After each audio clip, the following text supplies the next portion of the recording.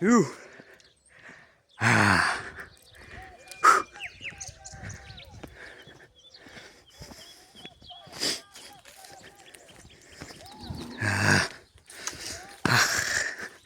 Getdik, getdik.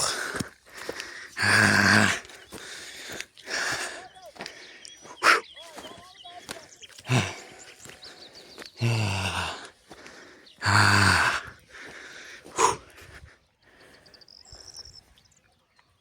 Mamont sümüyü. Mamontun başı. Hə.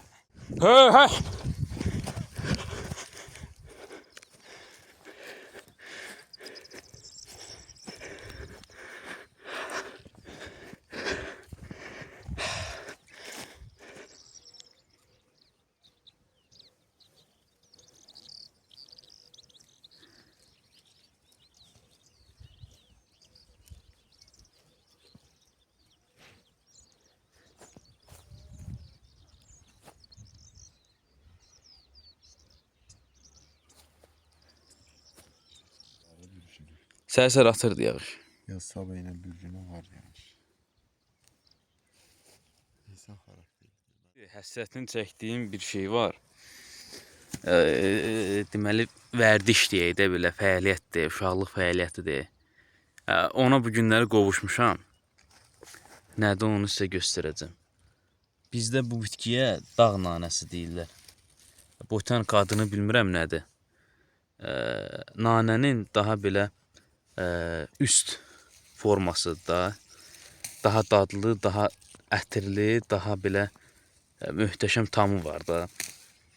İlin 365 gününün, yalan olmasın, 300 gününü mən yuxuda bunu yığmaqla keçirdirəm də. Yəni yuxularımın ən əziz qonağıdır deyərdim. Bu günləri bir 10 il sonra qovuşmuşam bu uşaqlıq fəaliyyətimizə. 5 yaşından ta 15-16 yaşına kimi hər il aprel, may ayı bizim ən sevimli belə deyək ki, fəaliyyətimiz olub. Yığırdıq, nənəm qurudurdu, nənəmiz qurudurdu. Qurudurdu, başlayıb qohumları paylamağa. Belə. Hava da qəşəngdir. Qəşəng dağların döşündəyəm. Belə. Bugün səhər saat 5-də şəhərdən çıxmışıq. 8-də də çatmışıq kəndə.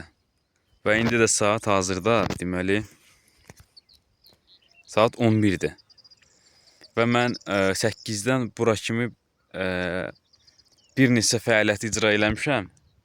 Kəndlə bağlı işlər görmüşəm. Və hazırda deməli nanə yığmaqla məşğulum. Və əlavə olaraq da axşam mən qayıdacam təkrar şəhərə. Yəni maksimum 10 saatlıq bir kənd səfərində mən bir neçə şeyi sığdıra bilmişəm hələ ki. Çox maraqlı bir şeylə qarşılaşdım hazırda. Normalda bizim təbiətə yad olan bir şeydir də mədəni bitkinin yabani formada yetişməsi. Dağın başıdır, dağın başıdır. Burada ancaq belə kol-koslar bitir. Vaxtilə meşə sahəsi olub görünür. Amma meşə sahəsi qırılıb və yaxud iqlim dəyişikliyi ilə əlaqədar olaraq məhv olub. Yerində ancaq dözümlü tikan növü olan qara tikan deyirlər. Bu bitki alıb. Amma burada bir dənə alça ağacı var. Alça ağacı. Hansı ki kimsə yeyib bunu, dənəsi, toxumu düşüb bura. Nəticədə gəlib burada çıxıb və hətta meyvəsi də var.